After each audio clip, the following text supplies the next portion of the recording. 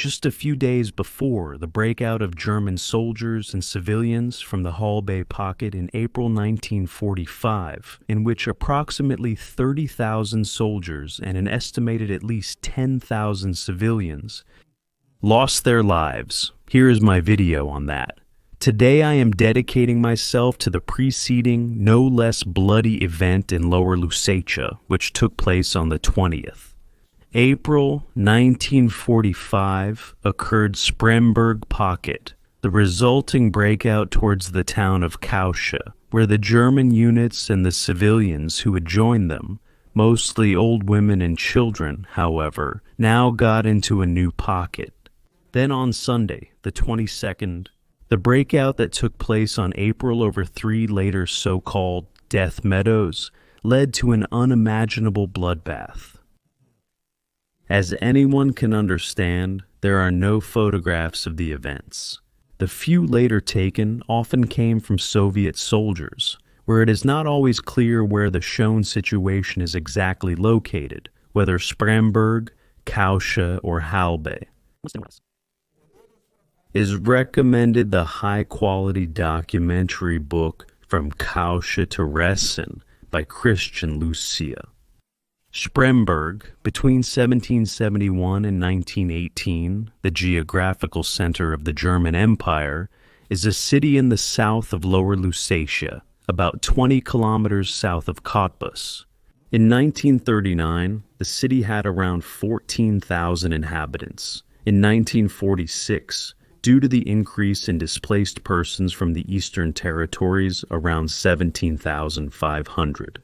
The most prominent resident of Spremberg was the writer in the German Democratic Republic, the politically agile Erwin Strittmatter, who served in the Police Reserve Battalion's 325 from 1941, which in 1943 was used to combat partisans in the Balkans.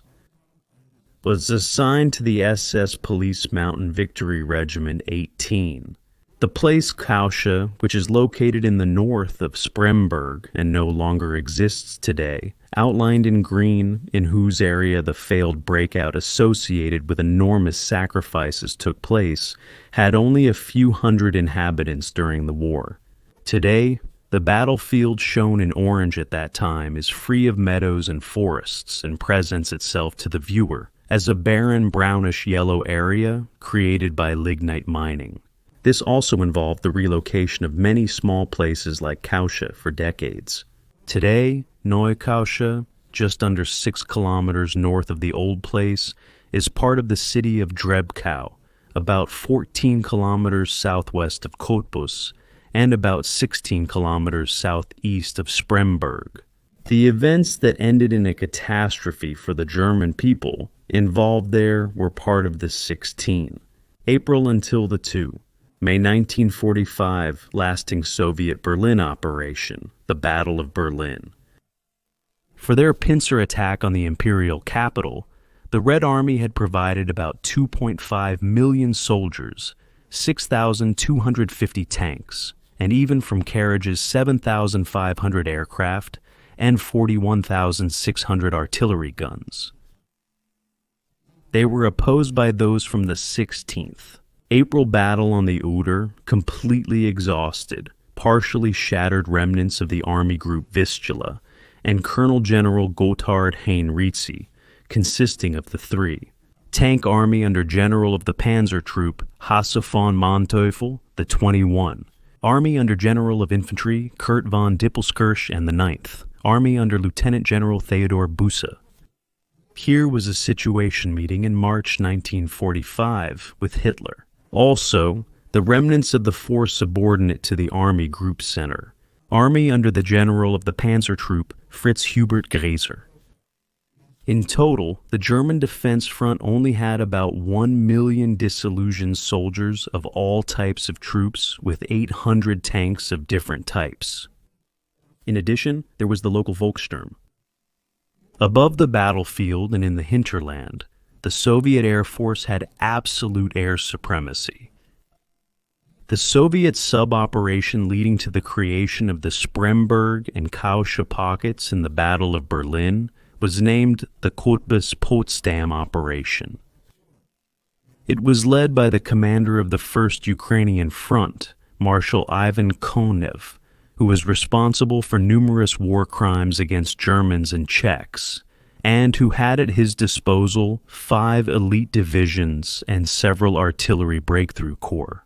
The mission of these large units was to cross the Nesa between Forst and Bad Muskau, break through the defensive position of the 4th German Panzer Army, advance further towards Cottbus and Spremberg, and as part of the Berlin operation, attack the Reich capital from the south. Speaking of Cottbus, this city was hit by an American air raid on the 15th. In February 1945, this heavily destroyed city was designated for defense alongside units from 4 other divisions, including the 21st Panzer Division under the command of the 20th. Werner Marx, who was promoted to lieutenant general on April 19, 1945. I mention this because there are some reports suggesting that the 21st Police Department, during a visit by Field Marshal Rommel in the summer of 1944 in France, could have come to the aid during the outbreak in Spremberg. However, their intervention was wishful thinking, because when the catastrophe of Spremberg was looming, after the defensive battle of Görlitz-Bautzen that took place in mid-April, it was from the 21st. April marched northwest to Lüben in the Spreewald, where they set up a defensive position, distance to Spremberg over 80 kilometers.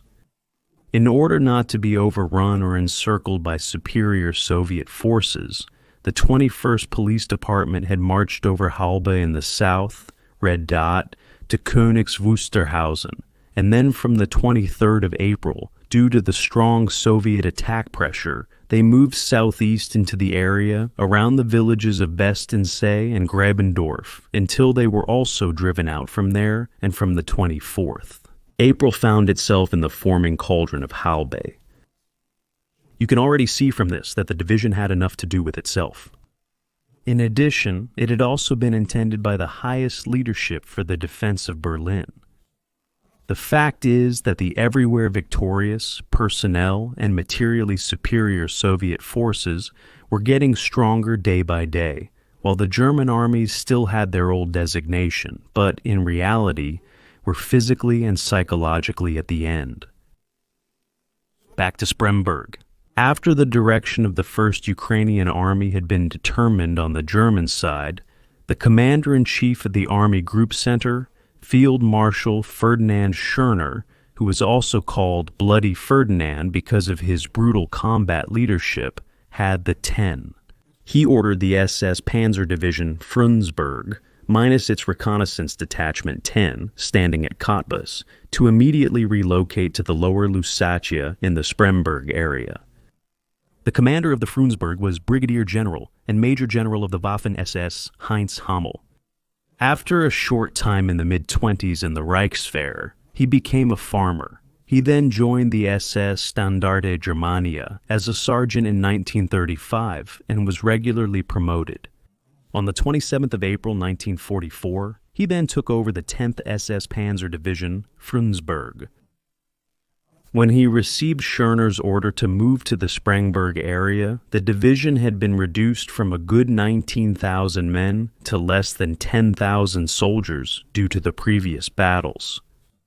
At this time, the division, which was set up in South France in February 1943 and named after the Imperial Austrian mercenary leader Georg von Frundsberg, who was born in Swabia, was serving as an operational reserve in the area east of Görlitz to south of Lauban. The losses of the SS division had been offset by Wehrmacht soldiers, with many soldiers from scattered units being involuntarily incorporated, including even ground personnel from the Air Force. In the SS Panzer Regiment 10 of Frundsberg, service started from 10. From November 1944 until his injury on the 20th of April 1945, the later darling of the West German left, the Literature Novella Prize winner Günter Grass served here on the right in 1944 at the age of 16 in the Reich Labor Service. Grass had kept his affiliation with the SS secret for 62 years until 2006 and then talked his way out of it, saying that, according to his own statements, he had only loaded the cannon as a loader, but had not fired it, thus not even fired a single shot. Respect, one has to come up with such an excuse first. And as for the preliminary explanations of the prisoner of war grass, they were based on the statements of the person questioned, and were rarely checked in young soldiers. Before Schörner's order to move to the Spremberg area, the Frundsberg had participated with other mainly SS large units from the 15th to 18th. February 1945, on Operation Sonnenwende, the failed attempt to free the encircled fortress of Kustrin was then from the 1st. March was hit by the Russian major offensive and under heavy defensive battles until the 8th. March had been pushed back to the Oder bridgehead, Stettin-Altdam, from where the Red Army on the 15th. March launched a major attack. Until the evacuation of the bridgehead on the night of March 20th, Frundsberg had suffered heavy losses. Subsequently, it had moved to the area southwest of Stettin to take over the structure of a 45 armored division. On the 25th, by March, the division had regained a strength of around 15,000 men through the integration of scattered soldiers and, despite the previous battles, still had a considerable amount of heavy weapons. When the Red Army then, on the 16th, April 1945, began its offensive against Berlin, the division was relocated to the Bautzen area, with only a portion of the vehicles making it there due to fuel shortages, while the rest of the supply and technical units were left behind. On the 17th, on April, the combat units of Frundsberg had reached their area of operation, 4 kilometers west of Spremberg. In the manor house of the little village Reutz, it was on the 18th. The divisional command post was set up on April. Reutz no longer exists, as this place, like many others, was dredged from the 70s and the inhabitants were relocated. Today, the former community of Reutz is a part of Spremberg. Another German large unit deployed in this area was the 344, standing north of Spremberg on the Spree section. Infantry Division under Lieutenant General Erwin Jolasse. This division was shattered during the battles in Normandy in the summer of 1944 and was reformed from September onwards. And as the 3rd major unit of the Spremberg Battle Group, also known as the Jolasse Choir Group, east of Spremberg was the Führer Escort Division under Major General Otto Ernst Rehmer, which was only set up in Cottbus on January 26, 1945. As can be seen from his evaluations, Rehmer was a capable and exceptionally brave officer as a battalion commander. However, his superior officer, the commander of the Panzergrenadier Division Großdeutschland, general of the panzer troops Hasso von Manteuffel, demanded at least a regiment commander course for the pure troop officer without general staff training, Rehmer. Rehmer, until his death in 1997 in Spanish exile, was an advocate of the National Socialist ideology and had been punished several times for it in West Germany.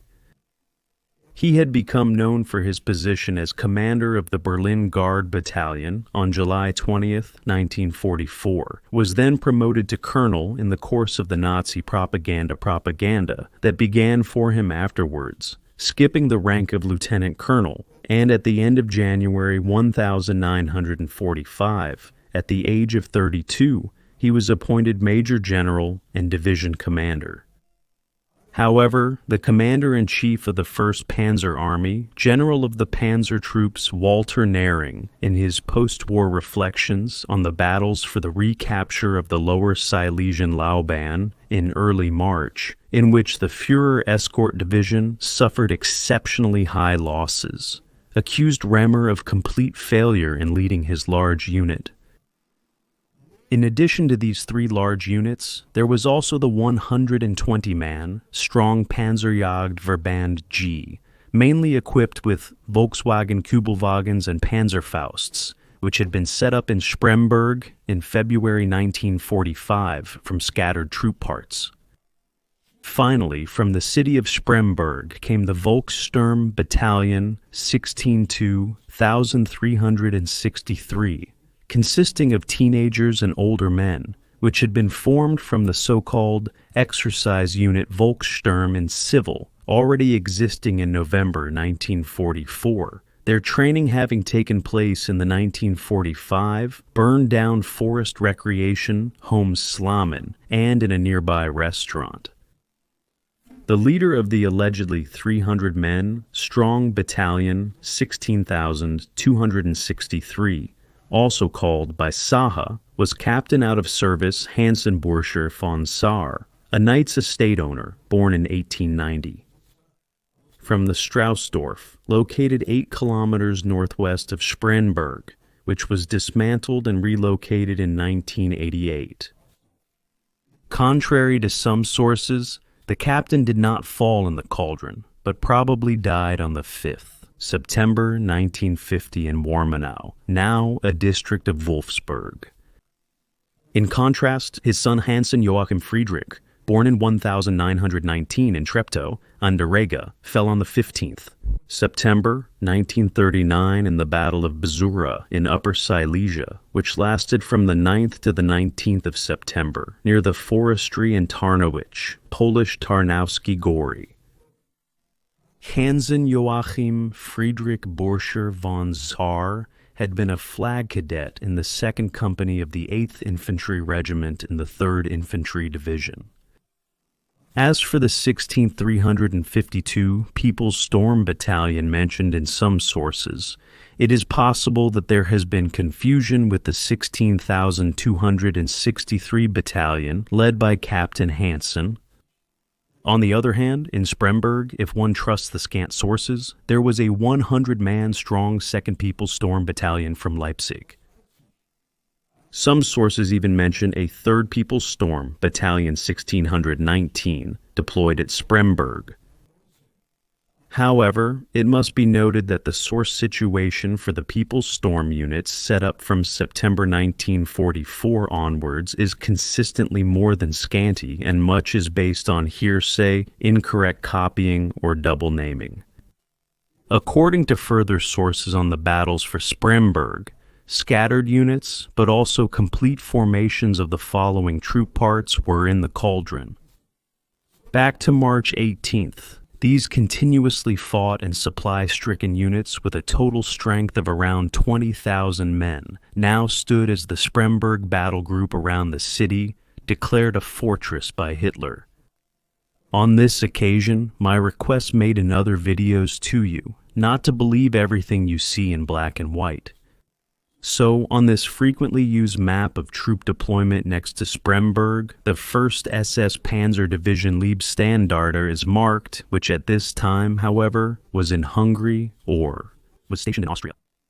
It is indeed concerning if one does not know the difference between the SS Division Leibstandarte and the Führer Escort Division belonging to the army. Then the time came.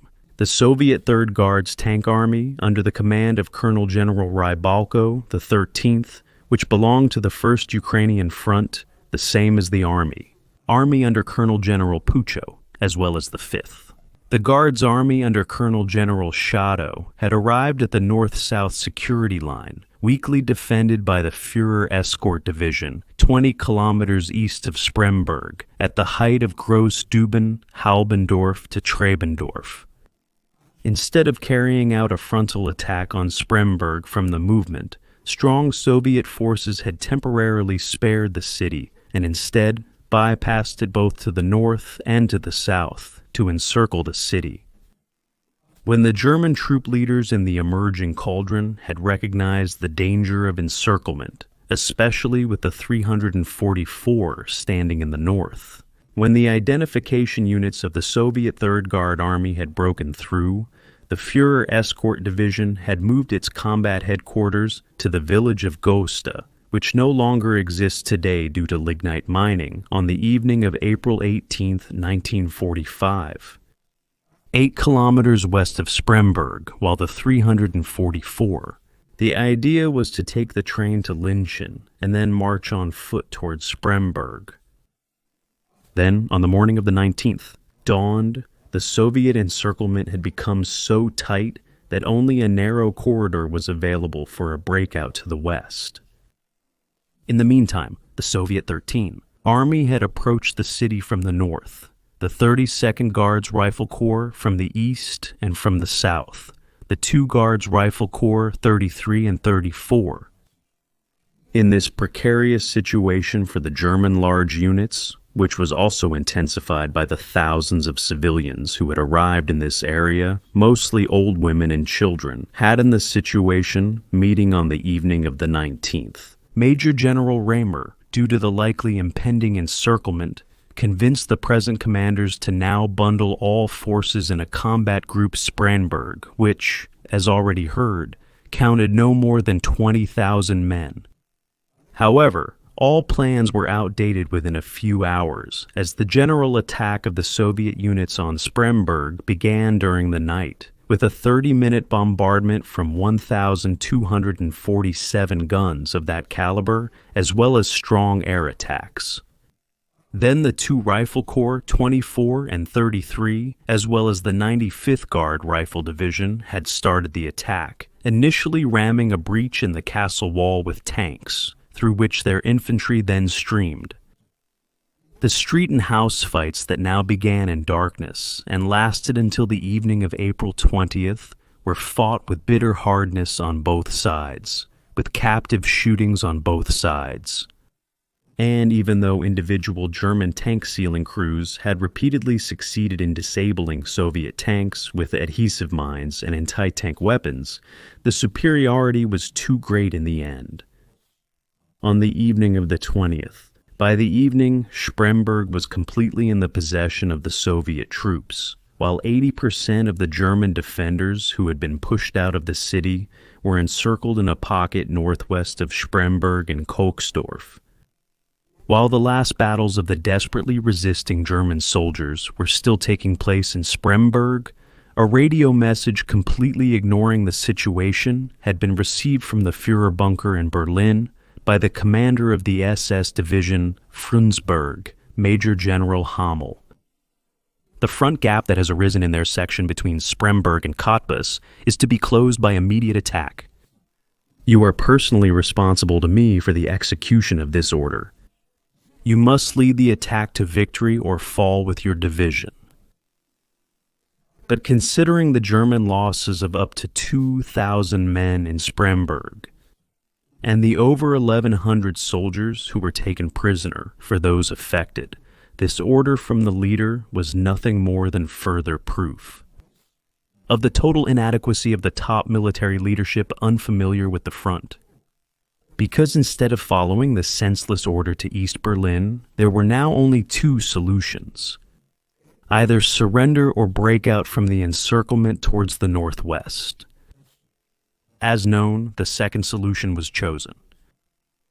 This plan, born more out of desperation than military logic so close to the end of the war, was supported by the commander of the Führer Begleit Division, Raymer, and the commander of the 10. SS Panzerdivision Frundsberg, Major General Hamel. On the other hand, the commander of the 344 wanted. Major General Joe Lassie wanted to execute the Führer's order and hold the Spremberg fortress at all costs. Without anticipating now, when the breakout towards Kausche came a little later, Joe Lassie, who had been promoted to lieutenant general on Hitler's birthday on April 20th, was allegedly forced by Major General Raymer at gunpoint to give the order to break out. The breakout of all forces through the forests of Lower Lusatia to the northwest was planned for the morning of Saturday, the 21st April. If successful, they planned to connect in the area southwest of Berlin with the 12th Army of the General of the Panzer Troop, Walter Wenck. What was not needed for the breakout, weapons like vehicles, was destroyed or made unusable. The remaining vehicles were filled up with the fuel that was won. The armored parts of the Frundsberg deployed at the forefront of the outbreak were supposed to force the breakthrough. The remnants of the Führer Begleiter Division, with an allocated number of armored vehicles for the transport of wounded, were supposed to form the rear guard. When the planning was finally completed in all the chaos, radio messages had been sent out to the units, often unencrypted though. This very oversight was to prove extraordinarily disastrous, as the Soviet radio reconnaissance, partly staffed with German deserters and members of the National Committee for a Free Germany, formed and inspired by communism after the defeat of Stalingrad in February 1943, had listened in, after which the Soviet commanders now positioned their troops to the right and left of the known Breakout corridor. Then on the morning of the 21st of April, it started. Accompanied by a large number of refugees, the decimated units of the SS Panzer Division, Frundsberg, and the Führer Escort Division broke out to the northwest in the direction of Kausche, followed by the mixed units of scattered troop parts and also the 2 Volkssturm battalions. However, significant parts of the combat group had simply been left behind in the Spremberg pocket. Among the breakout groups were numerous frightened refugees and citizens of Spremberg, whose city, already 70% destroyed by ground fighting and air raids, was now being looted and finally destroyed by arson by the Soviet and participating Polish troops. Initially, the Frundsberg division shown in black fought its way towards Welsow through the then-existing forest areas between the village of Volkenberg, which was torn down in 1991 to 1992, and Gosta, which is 8 kilometers from Spremberg and no longer exists today. On the other hand, the Führer Begleiter division shown in green had been pushed under heavy fire towards Gosta to the forest areas to the north. Due to the increasingly intense bombardment, the breakout column had extended to almost 2.5 kilometers, so it took until midday for the units following Frundsberg to arrive, including the parts of the 344th identification that had gone along.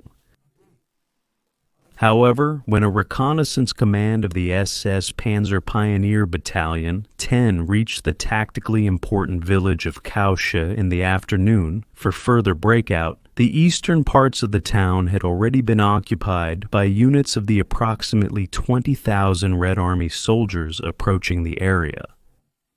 Today's panoramic view shows the direction of the former location of Kausche. However, since there was no alternative to the fortified road network of Kausche due to the marshy terrain, the village was recaptured with the last of their strength by evening, after which the small town, now filled with more and more German soldiers streaming in from the east, and the refugees and residents of Spremberg who joined them. But now the drama came to its final act. For just as Spremberg had been before, now Kausche too was encircled by Soviet troops from the north, south, and east. Thus the German units and the large number of civilians were trapped for the second time. This time in the fateful cauldron of Kausche. When the commanders heard about the mass rapes of women and girls of all ages and arbitrary murders of civilians that had taken place in Kausche, in Geisendorf, even a mother with her 2 small children had been shot, it was spontaneously decided to take all civilians on the way to the west, on foot or riding on tanks, tractors, or trucks. Now, the 3 major units had actually been ordered by the highest command to attack to the north, in order to flank the advancing First Ukrainian Front, to restore the connection of the 9th Army of General Busse, standing in the forming cauldron of Halbe, and thus to cut off the Soviet tank units in the south of Berlin from supplies. Instead, however, due to the retreat of the 3 German divisions, a significant gap had formed in the defensive front between Spremberg and Cottbus. When Berlin learned of the retreat, Hitler, who liked to command from afar based on the situation map, ordered that the Reich Air Fleet, under its first General Staff Officer, Colonel Karl Kessel, should ensure the supply of the Spremberg combat group. But neither the Chief of Air Transport nor the Operations Department of the Reich Air Fleet knew the exact location of the Spremberg combat group, nor were there enough aircraft for it, with the result that air support was omitted. In the meantime, the area around Kausche, covering about 5 square kilometers, was completely overcrowded, with estimates speaking of at least 10,000 people. After then, as already in Spremberg, all unnecessary equipment and vehicles had been rendered unusable and front reconnaissance troops had explored the situation. It had happened on the early morning of the 22nd. April, a Sunday, the army consisting of soldiers and civilians had set in motion. But again, the mistake had been made to unencryptedly set the times and locations by radio, which this time should have even more catastrophic effects. As with the outbreak Spremberg, the trains and companies of the 10 formed. SS Panzer Division Frundsberg led the way, and were now moving on forest paths towards the 1995, 96, or 2001 evacuated and demolished villages of Klein-Görig and further towards Geisendorf. There they then came to the marshy meadows bounded on both sides by forests, around which the Red Army had set up a large number of machine guns and guns of all calibers, and which now opened fire on the masses of people approaching them. Parallel to the Frundsberg, the Führer Escort divisions and what was left of the 344 were also moving. What was left of the idea was moving northwards. They had broken out to the north or northwest, but like the Frundsberg, they had come under heavy fire, which was now also supported by strong Soviet air forces, with the result that the 344 was pushed westward with considerable losses. Now the unprotected German radio traffic was taking its toll, but this was also due to the fact that there were fewer and fewer trained signal soldiers, and therefore in this tricky situation, the soldiers who were inexperienced in radio communication had communicated openly, where at the latest in enemy fire, radio messages as so-called combat conversations were conducted openly. After the Soviet regulation left no other possibility of breakout, the breakthrough over the depression and the forests northwest of Neupetershain near Geisendorf was now to be forced with the utmost determination. To do this, the exhausted soldiers and the desperate civilians following them had to overcome a total of 3 meadows up to 800 meters wide and 1,000 meters long, which offered no cover at all. In order to take away the sight from the Soviet soldiers firing from the flanks in a kind of blood frenzy, and as if in target shooting, artificial smoke screens had been laid, but due to the short distance and the mass of Soviet weapons used, accurate aiming was not necessary at all. But despite the murderous fire of machine guns, artillery, and mortars, now dense and panicky clumps of thousands of people stormed forward over the meadows in the only remaining free direction towards Greifenhain and Raisen, which, however, had already been occupied by Soviet units in the course of their encirclements of Spremberg and Kausche on the 19th of April, 1945, and from where the breakout was also now being shot at with machine guns. They also had to cross a railway embankment lying in the middle of the meadow, the Grossenhain-Cottbus line, which caused congestion, causing further unheard-of losses due to the heaviest fire from all sides. In addition, there were now also low-flying Soviet ground attack aircraft, which took advantage of the clear view of the cloudless April day to fire at everything that was struggling forward on the narrow, overcrowded streets and paths. The situation for us today is unimaginable. Wherever you looked, dead soldiers and civilians, including children, families who wanted to find each other again, in the noise of battle by screaming, wounded people who could not be helped, tanks and tractors that crushed everything in their path in the chaotic flight, a Dantean inferno of incredible proportions. Soldiers who turned towards the direction from which the familiar sound of firing machine gun 42s came were mowed down at close range by the Soviet soldiers lying behind the captured German machine gun Ehe. Then, after the third death field near Radensdorf was also littered with corpses, the drama came to an end on Sunday evening. German eyewitnesses reported later. "We volunteered, whether soldier or civilian, men, women, or children, young or old. They could have captured us on these surrounded and forest-enclosed meadows. They wanted to destroy everything German here, man and woman and child, old, young, now and here. How many people actually died will never be clarified, as many were buried in the fields, in the forest, and in cemeteries in individual or mass graves. Estimates speak of up to 7,000 German dead, while the Red Army had around 600 losses.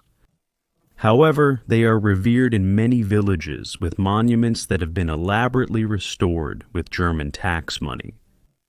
Only years after the war, and due to the political proximity of the German Democratic Republic to the Communist Soviet Union, for whom the dead were all fascists, excavations and reburials began to the individual cemeteries in the area, with many dead still likely lying in some holes in the ground today.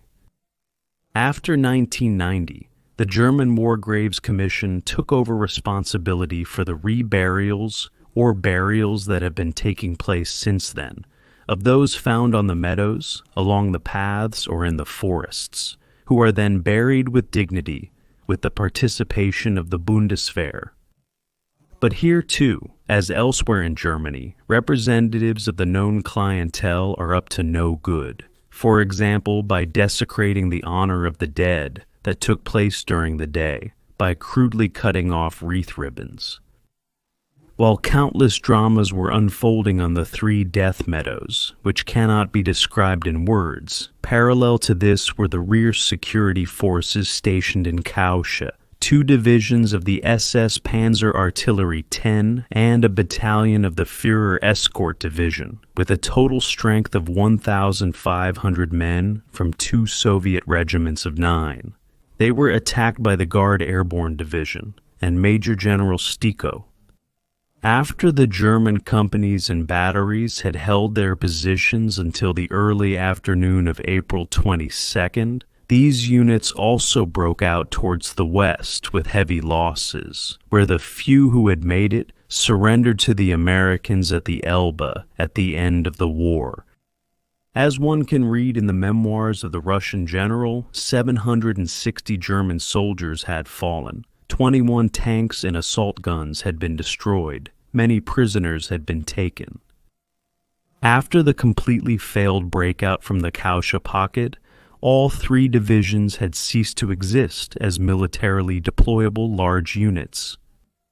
The 10th, SS Panzer Division, Frundsberg, the Führer Escort Division, and the 344th, identification. Some of their units had lost up to 80% of their strength. Also, virtually no one from the 2 People's Storm Battalions Leipzig and Saar from Spremberg survived the breakout. And numerous Waffen-SS soldiers and People's Storm men who had surrendered to the Soviet troops were later found shot in the head. Later, this was virtually excused by loyal Germans with the flimsy explanation that this had happened to the People's Storm men because of their armbands, which allegedly reminded them of the SS Division Frundsberg's armbands. However, anyone who looks at the pictures of People's Storm men can only shake their head at such an explanation. But anyone who takes the trouble to browse through the post-war literature of the victors will find examples of such war crimes again and again. For example, in the National Archives of the United States of America, there is a report from the leader of the People's Storm, Kleinmachnow, near Berlin, Lothar von Reuss, who was supposed to defend the section between the Teltow construction port and the Kleinmachnow Lock during the Battle of Berlin. On the 24th, on April 24th, 1945, when 40 members of the People's Storm had taken refuge in the deep cellar in the public air raid shelter built in the new Hageberg, waiting for the end of the fighting, They were dug out by Soviet soldiers and immediately shot. It goes without saying that there is no commemoration anywhere of this event concerning the Germans. Instead, there is a Soviet memorial in Kleinmachnow that is honored every 8th May by the party in the Bundestag, which has never been seen at a German soldier's grave. The 3 division commanders, who were responsible for the failed breakout 2 weeks before the end of the war, which ended so tragically for 7,000 people, survived the war. The commander of the Führer Escort Division, Major General Otto Ernst Rehmer, born in Mecklenburg in 1912, died on the 4th October 1997 at the age of 85 in Malaga, Spain. The commander of the 10th, born in Metz in the imperial territory of Alsace-Lorraine in 1906, SS Panzer Division in Frundsberg, Major General Active Duty Heinz Hammel on the 2nd. Finally, Lieutenant General Erwin Jolasse, born in Hamburg in 1892, commander of the 344th out of service, died in Krefeld at the age of 94 on September 2000. The identification at the age of 95 on the 14th. March 1887 in the tranquil Tutzing-Starnberg district.